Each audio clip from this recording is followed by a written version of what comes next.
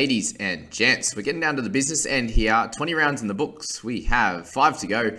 And Mr. Will Ennis is still sitting on top, but unfortunately captaining Cleary has brought him back down to the pack a little bit. And Will from I Love Amateurs there did not captain Cleary, did own him, but only the one as vice was the big winner there. And captaining Hines got that extra 65 points. So definitely the 939 was much better than the 879 and gained back a bunch of those ranks. So the race to the top, sitting between top 4 guys, especially now, and then Lee not too far behind either. So very, very interesting how this is going to work. So big shout out to everyone in this top section here. And if you do want to check out where they're at, how many trades they got going, etc., we will go into the last few rounds and we'll really delve into that top 5 or the guys that are in the running. But you can jump onto footystatistics.com.au and check that out in the team analyzer section. But yeah, big shout out to all these guys in the top 10 especially. And then a little scroll down, hopefully you see your name in there. Congrats to everyone who is up there. And there's a bunch of these ones that I've actually helped on the team analysis, which is pretty cool. Definitely seen the gay guy, Felchel Hayes, Renegade guy. Obviously, Dent's up there. We've got a few others as well, Willie has been speaking about. But yeah, big shout out to everyone in that top 30 I'm going to name.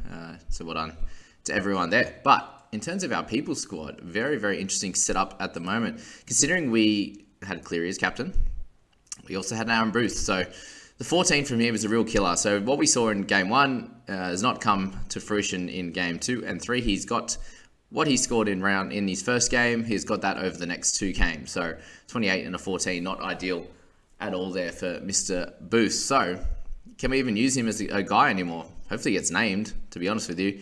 Otherwise, we're going to have to use 2 trades to probably downgrade a little bit with Cleary, how that's going to happen. And then we're going to have to upgrade someone else to get a half-decent player for our 4th interchange. Because at the moment, not good enough. What we will hope, though, is that the Manly boys improve a little bit. Obviously, with all their team back. So getting Garrick back to a good score. DCE back to in his 60s, which would be great. But if we're looking at the squad now, we have enough really good players. It might be... might have to do a little upgrade, downgrade at the moment. Hopefully Elliott does play this week. Sounds like it was a Cork, so it might be 0 weeks out or the 1, but again, we'll find out tomorrow. We do have Cork, we do have Murray, we do have DCE, we do have Teddy, who we did captain with the 49. It was a big win. Captain team got the 49 doubled, better than a lot of teams and still didn't score too incredibly well. And we'd like an improvement from Mr. Angus Crichton. So we only got 840 on, I believe, which is not great at all. 844 in last round, I believe, and computer doesn't want to work, which is good. But yeah, out of 624 now, 844 last week. We have 3 trades remaining, a decent amount in the bank, which is ideal. So yeah, we might be able to get like a 500k player or something like that for Boothie if he happens to continue not scoring well, or we just upgrade one of the other guys, whether it's Palacia, given his 322, might be worth trying to get him to a 500k guy and go Cleary down to maybe it's a Payne Haas. Like we could play Dewey in the halves position. We have Burton, we have Hines that we can move around as well. We have Garrick sitting there in the interchange. So a few things that we could do and try and improve our squad. Obviously Payne Haas sitting at 724 might be the way to go in this one, but we will work that out. We do have the 3 trades. Thankfully, it's not 0, and I feel for everyone who is down to that 0 mark there. But that is the people squad now. We will move over to the head-to-head team and check out how they went. Obviously, no Cleary in that team, so it went very well. But we'll check out the head-to-head matchups and see where we're at, and check out when finals are as well. Okay, the head-to-head squad had a great week. Obviously, there 977, a bunch of guys going really well, and obviously missing out on Cleary. And Booth, for example, it was awesome there. So 977 brings us back down, pretty much halves our rank from 250 odd to 120 odd.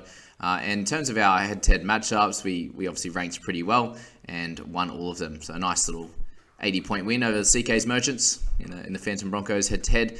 But definitely improved our position in the majority of the league. So the head-to-head thrillers is our main issue at the moment, considering we're sitting in 5th. But we're looking back at that round 20.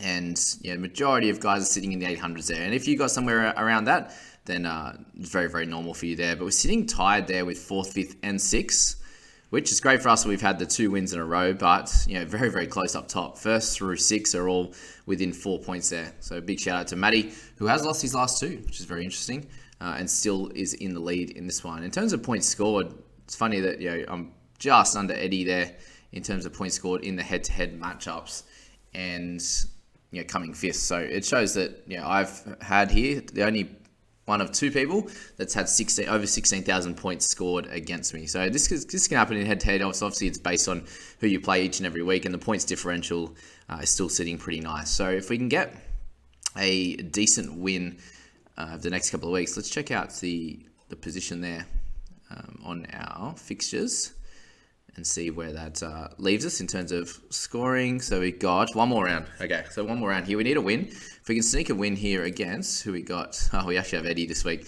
So a big game against Eddie Durham. I'm coming for you, who is ranked very, very high. I think 26 overall or something. If we can get a win over him, then that puts us clearly in the top 4, which is great. But I think if we win in general, we'll definitely be in that top 4. Based on other results anyway, probably get there. And then we got the round 22 qualifying final, which this is how a lot of yours will go. And then it goes to 6 down to 4 down to 2, and then the grand final. So that's the main one we're worried about this week. So very important to play really well in this one. And I think we're set up pretty well anyway, even though we do have only the 2 trades left, for example. We're still set up in a solid one with Cleary not in our squads already. No Mitch Moses, for example. No Adam Elliott to contend with. We can bring Kohler back in for Mariner, for example, and we're not having to play Booth at the moment. So, small potential that Kurt Falls comes back and starts as well. So we definitely have a pretty solid setup, to be honest with you, and really not too much to think about and worry about this week. We'd like Fafita to play a bit better. The 42 we got from him, but a lovely midsection. Just like Crichton, when average, we had halves, which was solid, 55, 53. Just Mariner with the lower one that kind of hurt us a little bit. Heinze's captain was perfect, and then we had Dewey, To'o, and Offengawe that all played well also. So 977, sitting at 132 in overall rank, an 816 rank in round 21. I think we should be able to hold steady this week, and again, just using trades for any injuries or suspensions. So head-to-head team looking solid. Hopefully Eddie has a few issues this week. I'm kidding. Hope you do well. Rooting for you in that overall stakes, because it's very, very hard to get into that top 30, top 50 anyway. Top 100, we know how it is. We were the 21st at one point and have moved back. So focusing on that head-to-head now. In this squad, obviously, scoring well is going to improve that. But focusing on the head-to-head matchups, hopefully you can get a win this week, set ourselves up for the next few weeks, and hold those 2 trades for those finals. So that is the head-to-head squad. We'll move on to my one now, which ended up scoring okay compared to, with having Cleary as a 1x2. Okay, I'm in my section now, but we're going to go through my league there, and just a little shout out to all the top 10 guys. We have Will up top, who's obviously killing it, and then we've got double Will, so Will's second as well. Clearly in the lead, the top 3 guys, so pretty cool. Josh B, what's up? It's Isaiah. He's the top 10 guy, so shout out to all you guys for doing so well in the competition overall, and obviously in mine as well. But I just want to shout you guys out, and we're getting 5 weeks away from finding out who wins that one and wins the cash. So excited to see that and how that pans out. We move to my team. We got 5 trades left, which is ideal. 877 was our score last week. And we're going to have to do a little bit, a few haircuts, let's be honest. So we got Cleary, thankfully, with the 15k, we could go straight to Murray, which I think is an ideal one for us. Obviously, we got plenty of mids and edges at this stage, but question there is being able to do that. Can we do another upgrade if we want to? That's the big question. And who would we look to change in this one? Obviously, Hughesy had a decent one.